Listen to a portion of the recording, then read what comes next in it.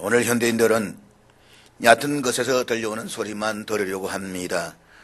눈에 다 보이는 것에만 관심을 가지려고 합니다. 그런데 이러한 현상은 결코 이상한 일이 아닙니다. 아담 이후로 타락한 인간들은 하나님의 방식이 아닌 세상의 방식을 사랑하려고 합니다. 세상의 것들을 사랑하려고 합니다. 그저 눈에 먹음직하고 보암직하고 탐스럽게 한 그것에만 관심을 가지려고 한다는 것입니다. 이것을 사도 요한은 요한 1서에서 이렇게 이야기합니다. 안목의 정욕과 또 육신의 정욕과 이성의 자랑이라고 말입니다. 이 안목의 정욕은 하와가 바라보았던 가운데에서의 먹음직하다는 것이고, 또 육신의 정욕이라는 것은 보암직하다는 것이고, 또 이 탐스럽다는 것은 이성의 자랑이라고 볼 수가 있는 것입니다. 이런 것들이 결국 하나님을 사랑하고자 하는 마음을 밀어낸다라고 하는 것입니다. 그렇지만 참으로 하나님을 사랑하는 사람들은 깊은 곳에서 들려오는 영혼의 소리에 귀를 기울여야만 합니다. 이미 내가 다 알고 있는 것, 다 들여다보는 것이 아닌 자신의 영혼 깊은 곳에서 갈망하고 있는 것에 관심을 가질 수가 있어야만 합니다. 그리고 거짓과 윗선의 탈을 벗고 자신의 영혼의 진실함에 연결될 수가 있어야만 합니다. 그런데 우리가 이 내적 진실에 연결된다라고 하는 것이 결코 쉬운 것이 아닙니다. 그렇지만 어느 날 하나님 말씀을 듣다가 은혜를 받고 하나님의 능력이 임하면 우리는 비로소 자신의 내적 진실에 연결되는 그런 감격과 기쁨의 눈을 뜰 수가 있는 것입니다. 언제입니까? 지금입니다. 이 시간이 그 시간입니다. 오늘 말씀을 듣는 가운데서 성령이 임하여서 우리 자신의 거짓과 윗선을 벗어버리고 자신의 내적 진실함에 연결되는 그 은혜가 있어지기를 축복합니다. 내 영혼 깊은 곳에서 들려오는 주님의 음성을 들을 수 있기를 축복합니다. 저는 가끔 이런 생각을 해볼 때가 있습니다. 만일 예수님이 예루살렘 성전에 계실 때에 구세주를 뽑는 투표가 있었다 한번 가정해 보십시오. 왕을 뽑는 투표를 했다라고 한번 가정을 해 보시자는 것입니다. 마치 우리가 대통령을 뽑는 것처럼 말입니다. 그때 예수님이 과연 몇 표나 얻었을 것 같습니까? 몇 퍼센트나 얻었을 것 같습니까? 누가 예수님을 위해서 앞장서서 선거 운동을 했을 것 같습니까? 아니, 만일 여러분이 그 시대에 그 자리에 있었다라고 한다면 여러분이 과연 예수님께 표를 던졌을 것 같습니까? 아니, 오늘 예수님께서 이 땅에 오셔가지고 교회를 섬기면서 목사님이 되셨다라고 한번 생각을 해보십시다. 과연 그 교회에서 우리가 신앙생활을 하시겠습니까? 왜 대답을 안 하시나요? 제가 왜 이런 이야기를 하시겠습니까? 이유가 무엇일까요? 우리가 예수를 믿는다라고 하는 것이 무슨 감정적인 것이 아니라는 것입니다. 신앙생활이 결코 종교놀이가 아니라는 것입니다. 진리를 찾는다는 것이 그렇게 쉬운 일이 아닙니다. 자기 십자가를 진다라고 하는 것이 말처럼 그렇게 간단한 문제가 아닙니다. 그래서 주님께서도 마태복음 7장에서 이렇게 말씀하셨습니다. 좁은 문으로 들어가라. 생명으로 인도하는 문은 좁고 길이 협착하여 찾는 자가 조금이라. 그렇습니다. 신앙생활을 하면서 쉬운 길을 찾으러 가지 마십시오. 지름길을 찾으러 가지 마십시오. 세상 사람들은 보다 쉽고 편안한 길을 찾으려고 합니다. 그러나 그런 말에 속아 넘어가지 마십시오. 그런 방식을 따라가지 마십시오.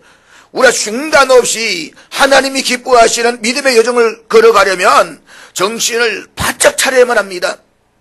세상 사람 추구하는 육신의 정욕과 안목의 정욕과 이성의 자랑을 따라가지 마십시오. 이 세상도 그 정욕도 다 사라질 것입니다. 그렇지만 하나님이 바라시는 일을 행하는 사람은 영원히 남게 될 것입니다. 그렇게 살기 위해서 무엇보다 중요한 것은 그리스도와 함께 머물러 있으십시오. 그리스도 안에 깊이 머물러 사십시오. 그럼 우리 주님이 다시 오실 때 우리가 이 육신의 장막을 거두고 주님께로 갈 때에 주님께서는 두 팔을 벌려서 우리를 반갑게 맞아 주실 것입니다. 우리 계속해서 이사야를 살펴보고 있습니다. 이사야 전체는 66장인데 마침 신구약 66과 같은 그런 의미를 가지고 있다고 했습니다. 이것들은 두 부분으로 나눌 수가 있습니다. 39장까지와 그 나머지 66장까지입니다. 그런데 39장이 마치 구약의 39권처럼 하나님의 심판과 율법에 관한 교훈을 많이 담고 있다고 한다면 40장부터는 그 내용이 완전히 달라집니다. 격려와 위로와 놀라운 기쁨의 메시지들이 40장부터 시작되고 있는 것입니다. 39장까지의 문제 스타일과 40장 이후가 너무 다르기 때문에 성경학자들 가운데서는 이것이 이사야가 계속해서 쓴 것이 아니라 다른 사람이 이어서 쓴 것 같다라고 해서 제2 이사야서를 주장하는 사람들이 있습니다. 그렇지만 이것을 예언이라는 관점에서 본다라고 한다면 그렇게 해석하기 어려운 숙제는 아니라고 생각을 합니다. 그리고 사람들이 40장 이후를 이사야가 아닌 다른 저자가 기록했을 것이라고 생각하는 또 하나의 중요한 이유가 있습니다. 그것은 39장까지는 북방의 아수르가 계속해서 이스라엘을 위협하고 유다를 침공하고 있는 내용을 다루고 있습니다. 그런데 40장 이후부터는 아수르가 아니라 바벨론이 등장을 합니다. 바벨론 제국에 의해서 유다 왕국이 위협을 당하는 모습이 기록되어지고 있습니다. 그렇기 때문에 다른 사람이 쓴 것이다 라는 생각을 하게 되는 것입니다. 그러나 똑같은 한 사람이 하나님의 예언을 받았다라고 한다면 아수르에 대한 예언을 할 수도 있고 이어서 동시에 바벨론에 관한 예언을 할 수도 있습니다. 또 한 사람이 다른 사람을 격려할 때와 책망할 때의 어투가 같을 수는 없는 것입니다.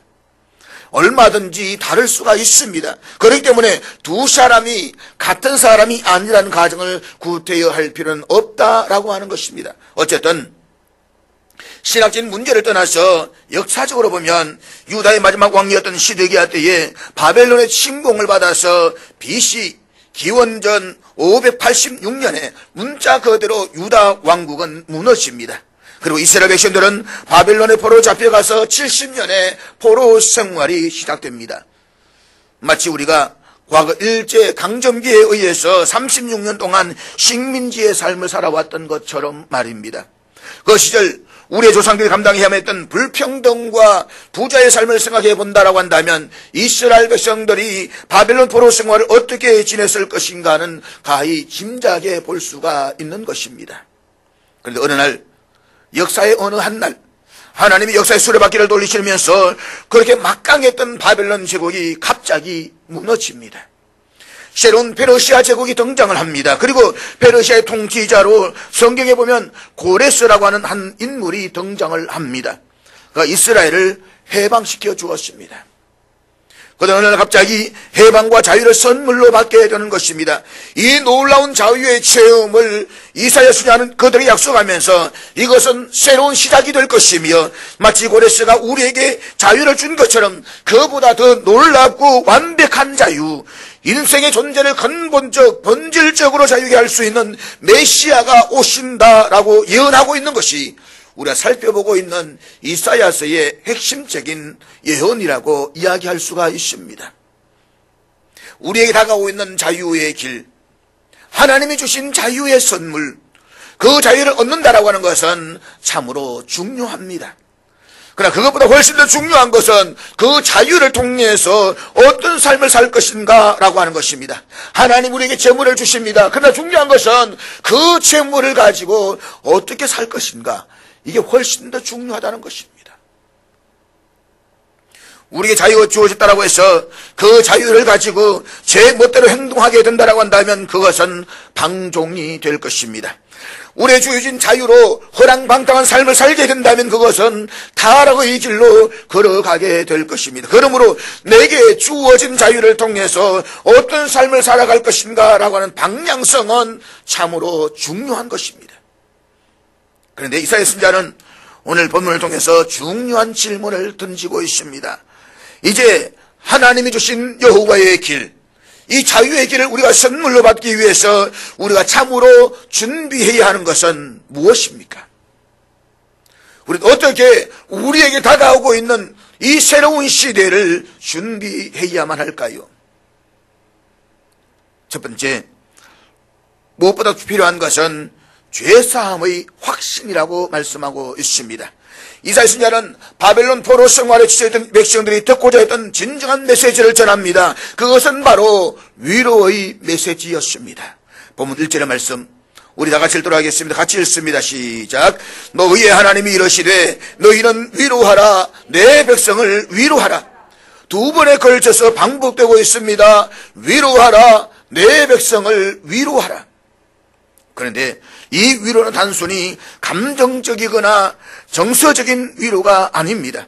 이것은 우리의 영혼의 본질적인 해방을 약속하는 복음적인 위로를 말씀하고 있는 것입니다. 그리고 이 위로의 본질은 우리가 죄사함을 받았다는 것입니다. 그러므로 이제 아무것도 두려워할 필요가 없다는 것입니다. 하나님의 형벌도 두려워할 필요가 없다는 것입니다. 이 자유를 선물로 받고 당당하게 미래를 향해서 출발하라는 것입니다. 너희들의 모든 죄의 대가는 이미 다 지불되었다는 것입니다. 그것이 바로 본문 2절의 약속의 말씀입니다. 2절 말씀 우리 다 같이 읽도록 하겠습니다. 같이 읽습니다. 시작. 여기 보면 아주 흥미로운 단어가 나옵니다. 너희는 예루살렘의 마음에 닿도록. 그렇게 이 메시지를 전하라는 것입니다. 마음에 닿도록. 유진 피터슨의 메시지 성경에 보면 이렇게 번역하고 있습니다. 부드럽고 다정한 말로. 억압하는 말이 아니라 정말 진실되게 그 마음에 위로함이 와 닿을 수 있도록 그렇게 파고드는 그 말씀을 전하라는 것입니다. 이것은 우리의 마음에 파고드는 부드럽지만 거룩한 확신의 메시지를 전하라는 것입니다. 그것은 그들의 죄가 이제는 다 해결됐다는 것입니다. 용서를 받았다는 것입니다. 사랑하는 여러분, 죄사함의 확신이 왜 필요했을까요? 죄의식이 우리의 마음속을 지배하면 우리는 미래를 향해서 나아갈 수가 없습니다. 죄의식이 우리의 의식을 지배하면 우리의 미래를 향한 발걸음은 무뎌질 수밖에 없는 것입니다. 사랑하는 여러분, 우리에게 있어서 진정한 삶의 출발은 십자가와 함께 출발하는 것입니다. 그래서 누군가가 십자가에 대한 가장 아름다운 정의를 이렇게 내렸습니다. 십자가는 우리의 과거를 파묻고 새로운 미래를 여는 것이다. 우리의 죄된 과거를 파묻고 새로운 미래를 여는 것이다. 우리의 죄를 담당하시고 그 모든 죄의 대가를 지불하신 예수 그리스도께서 십자가에서 마지막으로 외치신 말씀이 무엇입니까? 다 이루었다. 다 이루었다. 이 말의 본래의 뜻은 빛은 다 지불되었다라는 것입니다. 우리의 죄값을 다 지불해 주셨습니다. 그리고 새로운 부활의 생명을 주셔서 그 생명으로 새로운 삶을 출발하는 저와 여러분, 그러므로 우리는 십자가와 함께 새로운 삶을 시작하게 되는 것입니다. 우리 얻은 이 놀라운 영적인 자유에 대해서 사도 바울은 갈라디아서 5장 1절에서 이렇게 말씀하고 있습니다. 학자들은 갈라디아서 5장 1절을 가리켜서 크리스찬의 자유의 대헌장이라고 부르고 있습니다. 우리 한번 다 같이 읽도록 하겠습니다. 같이 읽습니다. 시작. 그리스도께서 우리를 자유롭게 하려고 자유를 주셨으니 그러므로 굳건하게 서서 다시는 종의 멍에를 매지 말라. 주님께서 십자가를 지심으로 우리를 해방시키셔서 자유로운 삶을 살게 해주셨다는 것입니다. 그러므로 이제 아무것도 두려워하지 말고 용서받은 자로서 당당하게 새 삶을 시작하라는 것입니다. 종의 멍에를 씌우지 못하도록 하라는 것입니다. 괌에 제 친구 목사가 있습니다. 신학교도 같이 함께했던 친구가 있습니다. 한 번쯤 페이스북에다가 글도 올리고 하는데, 근데 그 괌에 가보면 탈로 포포 폭포라는 게 있습니다. 발음이 참 탈로 포포 폭포라고 하는 게 있습니다. 이 사진입니다. 뭐 그렇게 웅장한 사진은 아닙니다. 그런데 사람들이 이곳을 찾는 것은 이 폭포에서 5분 내지 10분 정도 더 정글 속으로 들어가게 되면 거기에 요코이 동굴이라고 하는 것이 있습니다. 바로 이게 요코이 동굴입니다. 요코이라는 말은 일본 병사의 이름입니다. 띄워주세요. 여기 보면 가운데 시꺼먼 옷을 입고 있는 사람, 원수같이 생긴 이 사람이 요코이라고 하는 사람입니다.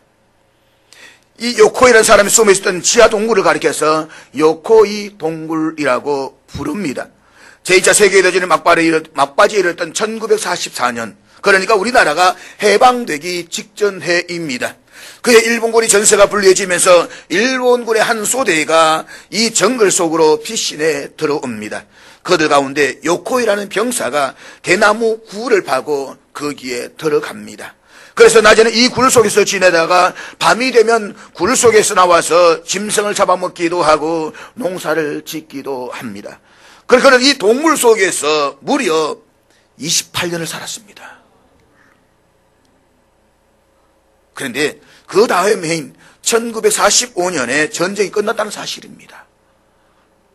그래서 그는 그 사실을 몰랐습니다. 더 중요한 것은 전쟁이 끝났다는 방송까지 했습니다. 산골의 이 정글 속에 메시지 방송을 풀어서 전쟁 끝났다라고 외쳤습니다. 나오라고 했습니다. 이 요코이도 자신이 그 방송을 들은 기억이 있다라고 하는 것입니다. 그런데 그는 이렇게 생각을 했다는 것입니다. 그것은 우리를 유도해서 잡으려는 책략이다. 이 거짓말이라 이 말입니다. 그는 믿지 않았습니다. 그리고 계속해서 굴 속에서 살았습니다. 몇 년 동안요? 28년 동안이란 말입니다.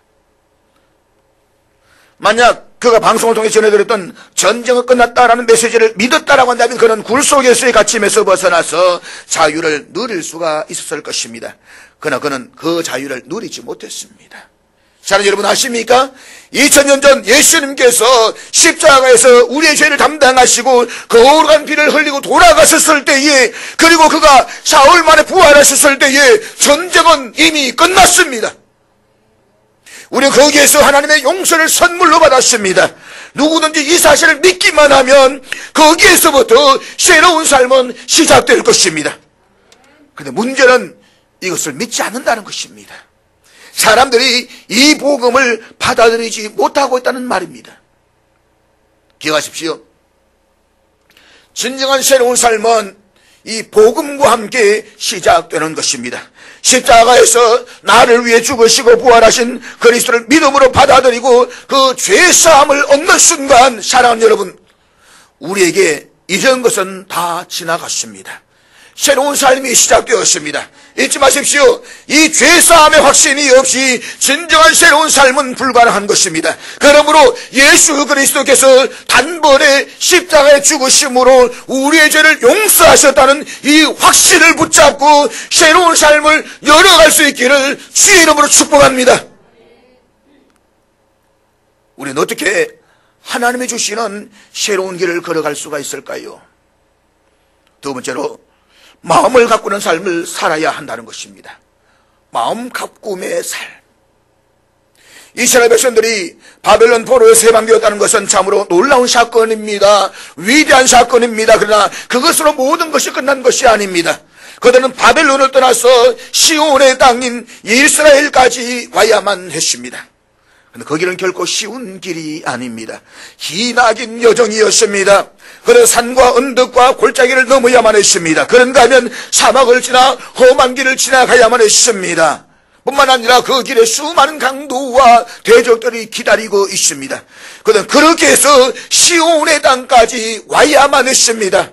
당시에 빨리 와도 석 달이었습니다.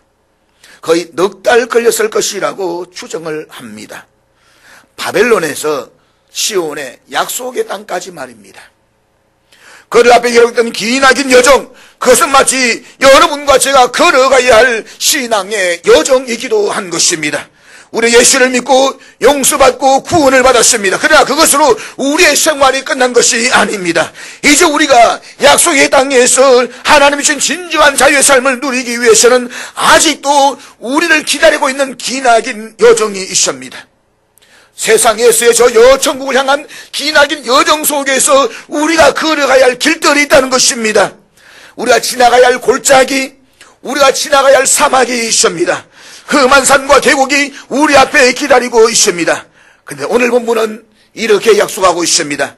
그 골짜기를 돋을 것이며 산과 언덕을 낮게 할 것이며 험한 곳을 평지로 만드는 하나님의 놀라운 도우심이 주어질 것이라고 말입니다. 성경 주의학자들은 이 복음을 이렇게 주의하고 있습니다. 이 골짜기는 아직도 우리 마음속에 남아있는 컴컴하고 어두운 마음이다. 그리고 산과 언덕은 우리를 높이고자 하는 교만스러운 우리의 마음이다. 저 메마른 사막은 거칠고 메말랐던 우리의 마음이다. 저 험지는 우리 마음속에 남아있는 불순한 생각이다. 사랑하는 여러분, 이런 마음들을 정리하지 않고서 우리는 결코 약속의 땅의 주인이 될 수가 없다는 것입니다. 이런 마음들을 정리하지 않고서는 결코 하나님의 찬란한 영광이 비추어지지 않을 것이라는 말씀입니다. 기독교 교리에서는 이렇게 우리의 마음을 새롭게 가꾸는 과제를 가리켜서 성화의 교리라고 말합니다. 성화, sanctification, 성화의 교리 말입니다. 그것이 바로 오늘 본문과 4절의 말씀인데 우리 다 같이 읽도록 하겠습니다. 3절 4절 같이 읽습니다. 하나님의 도우심을 통해서 우리의 마음을 이렇게 가꾸어 가게 될 것이라는 말씀입니다. 우리가 신약 성경을 보면 정확하게 언제 어디에서 누구에서 이 말씀이 인용되었는지를 아십니까? 세례 요한입니다. 누가복음 3장과 4절 말씀, 3장 3절과 4절 말씀인데 우리 다 같이 읽도록 하겠습니다. 같이 읽습니다. 시작. 요한이 요단강 부근 각처에 와서 죄사함을 받게 하는 회개의 세례를 전파하니 이사야 선지자의 책에 선바 광야에서 외치는 자의 소리가 있어 이르되 너희는 주의 길을 준비하라 그의 오실 길을 곧게 하라. 세례 요한이 사람들로부터 하여금 예수님을 받아들일 수 있는 마음의 길을 어떻게 준비하라고 했습니까? 회개하라. 회개하라는 것입니다. 그렇습니다. 우리가 예수를 믿을 때에 근본적으로 세상으로부터 돌이키는 본질적인 회개가 있어야만 합니다. 그저 모금직하고 보암직하고 탐색한 것에만 관심을 가서 살아왔던 것에서 돌이키고자 하는 회개가 있어야 된다는 것입니다. 그러나 그것으로 끝나는 것이 아닙니다. 끊임없이 하나님을 거스리고 하나님이 기뻐할 수 없는 온갖 사건과 마음으로부터 계속해서 돌아서는 회개가 있어야만 합니다. 이것이 우리로 하여금 성화의 삶을 살아가게 하는 것입니다. 그리고 그것이 우리의 마음을 가꾸는 성경적인 사역이라고 말할 수가 있습니다. 아주 작은 책이지만 현대 고전처럼 읽혀지는 책 가운데 로버트 멍거라는 신학자가 쓴 내 마음 그리스도의 집이라는 책이 있습니다. 제가 오늘 예배 마치고 난 뒤에 우리 교회 홈페이지에다가 PPT로 되어 있는 이 파일을 올려놓겠습니다. 그렇게 많은 페이지는 아닙니다. 짧은 책인데 한 번쯤 읽어볼 수 있는 내용이라고 생각이 되어집니다. 한 번 다 읽고 난 뒤에 보고서를 제출하시기를 바랍니다. 그런데 이 책에 보면 예수 그리스도께서는 성령의 임재를 통해서 실제로 그리스도인의 마음에 들어오셔서 정착하시고 그곳에 사십니다. 그리스도께서는 자신을 구주로 영접하는 사람들의 마음을 거처로 삼으십니다. 그러니까 내 마음이 그리스도의 집과 같다는 것입니다. 그렇습니다. 우리의 마음에 그리스도를 받아들일 때에 우리 그분을 게스트, 손님으로 모신 것이 아니라 주인으로 모셨습니다.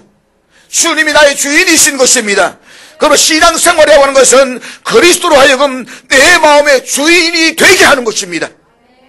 우리가 주여 주여라고 외칩니다. 그러나 입술로만 주여라고 말하지 말고 정말 그분이 내 마음의 주인이 되어 계시는가를 한번 생각해 보시라는 것입니다. 정말 주님이 내 마음의 주인이 맞으십니까? 그래서 이 옆에 있는 분에게 한번 이렇게 물어보시기 바랍니다. 예수님이 집사님 마음의 주인이 맞습니까?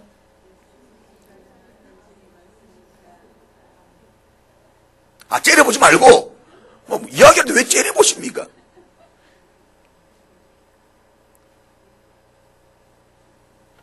사랑하는 여러분, 예수님을 내 마음의 주인으로 모셨을 때에 어떤 변화가 일어날까요?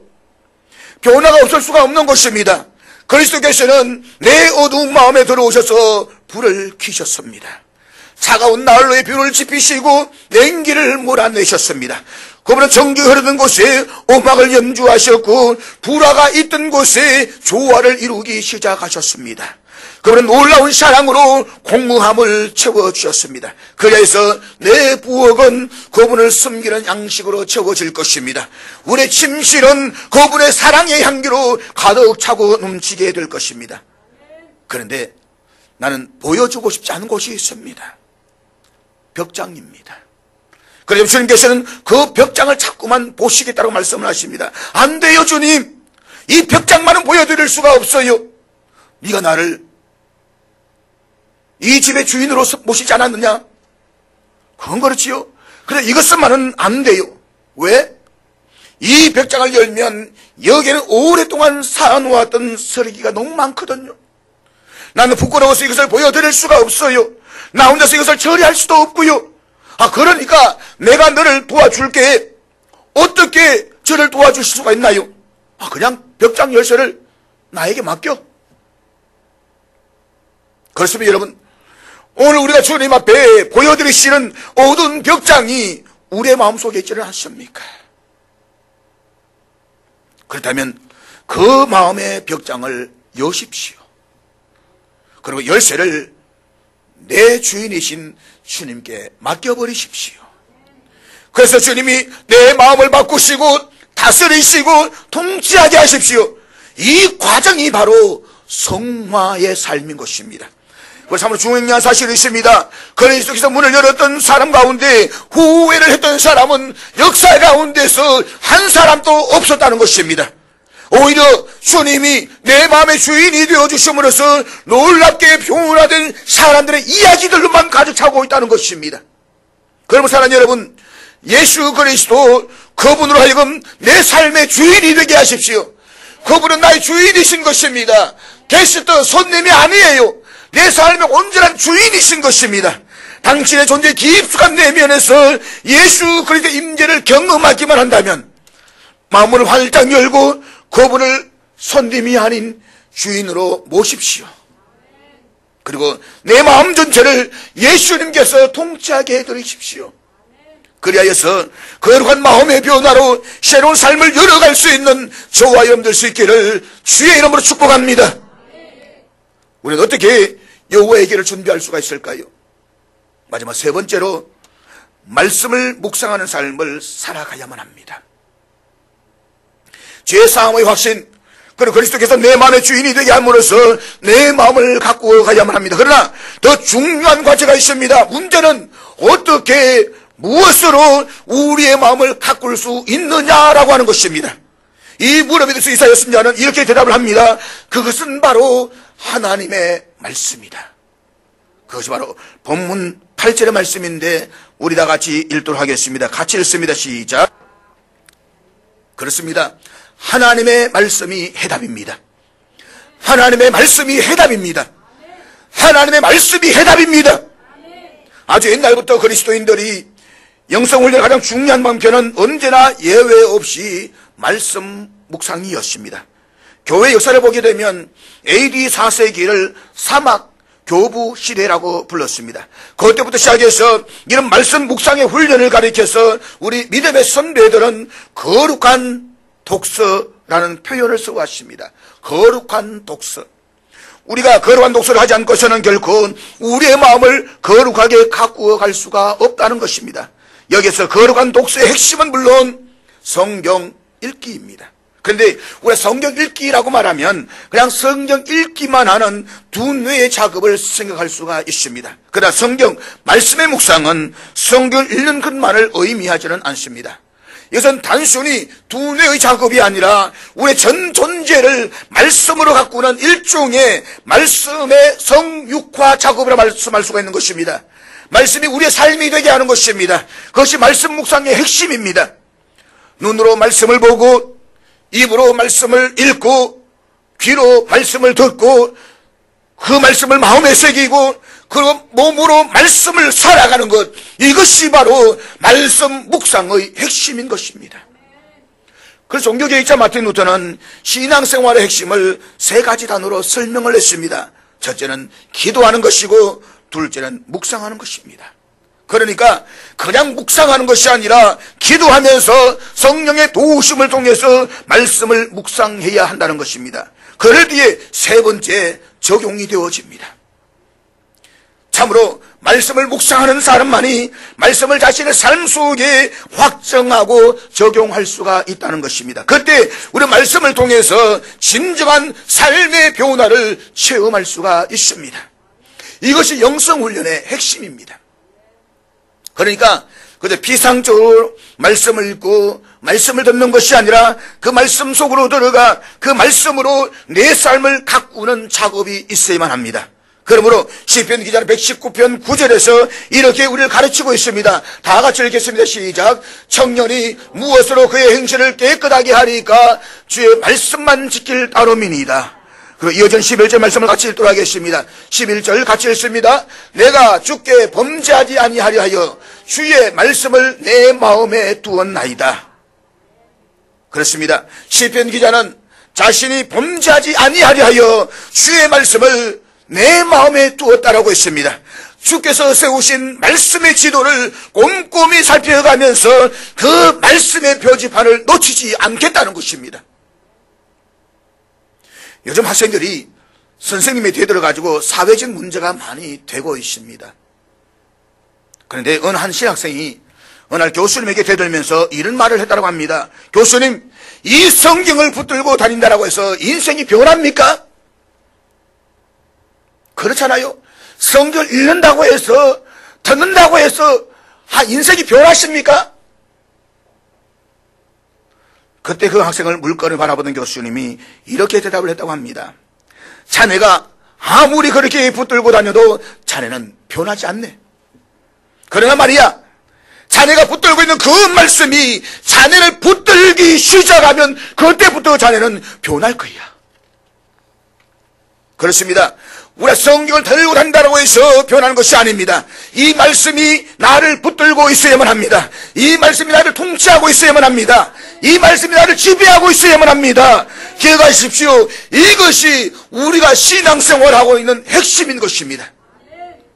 사도 바울은 에베소 6장에서 성도들의 영적 전쟁에 승리하기 위해서는 하나님의 전신 갑주를 입으라고 말씀하면서 이렇게 말씀하고 있습니다. 성령의 검 곧 하나님의 말씀을 가지라.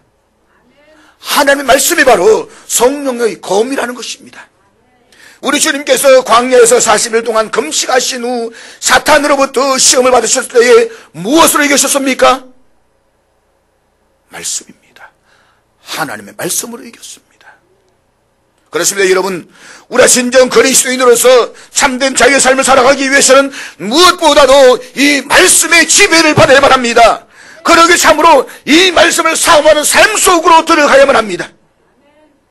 요진 피터슨이 쓴 이 책을 먹으라는 책에서 우리가 말씀을 묵상한다라고 했을 때에 묵상이라고 하는 단어는 우리가 생각하고 있는 그 피상적인 단어를 말하지 않는다라고 이야기하고 있습니다. 우리가 일반적으로 묵상한다라고 말하면 지그시 눈을 감고 가만히 앉아있는 모습을 연상을 합니다. 그러나 묵상이라는 단어는 그것이 아니라는 것입니다. 원래 묵상이라는 단어는 히브리에서 하가라는 단어를 쓰고 있습니다. 하가. 이것을 영어로 번역할 때는 그로울스라는 단어를 씁니다. 그로울스. 이것을 우리말에는 이사야 31장에 보면 묵상이라고 번역된 단어 하가 혹은 영어로 번역된 그로울스를 이렇게 번역하고 있습니다. 우리 이사야 31장 4절 말씀 다 같이 읽도록 하겠습니다. 그러니까 이 세 단어에는 공통점이 있습니다. 하가, 그로울스, 한국말로 어르렁. 어르렁. 이것은 굶주린 사자가 먹이를 보고 달려드는 모습을 말하고 있는 것입니다. 다시 말하면 내 굶주린 영혼이 하나님의 말씀을 사모하고 달려드는 것, 그리고 배고픈 사자가 먹이를 취하듯이 하나님의 말씀을 받아먹는 것입니다. 문제는 지금 나에게 말씀에 대한 그런 열정이 있느냐는 것입니다. 말씀을 사모함에 대한 그 열정이 오늘 여러분에게 있습니까? 그런가 하면 베드로전서 2장 2절에서 이렇게 말씀하고 있습니다. 갓난 아기들같이 순전하고 신령한 젖을 사모하라. 하나님의 말씀을 순전하고 신령한 젖에 비유하고 있습니다. 어린아기가 엄마의 젖을 찾아 보채는 모습을 기억하십니까? 아이들 너무 일찍 키워서 기억도 못하십니까? 아침에도 낮에도 저녁에도 한밤중에도 시도 때도 없이 자다가 일어나서 울면서 엄마의 젖을 찾는 어린 아이, 그렇게 하나님의 말씀을 찾고 있습니까? 그렇게 하나님의 말씀을 사모하고 있습니까? 그러면 그때 그 말씀이 나의 존재를 만들 것입니다. 그 말씀이 나를 지배할 것입니다. 그 말씀이 나를 다스릴 것입니다. 그리고 마침내 하나님의 말씀으로 다스림을 받는 내 모습. 사랑하는 여러분, 광야와 같은 인생길을 걸어가면서 이 말씀의 거룩한 능력과 은혜가 여러분과 저를 지배하게 되기를 주의 이름으로 축복합니다.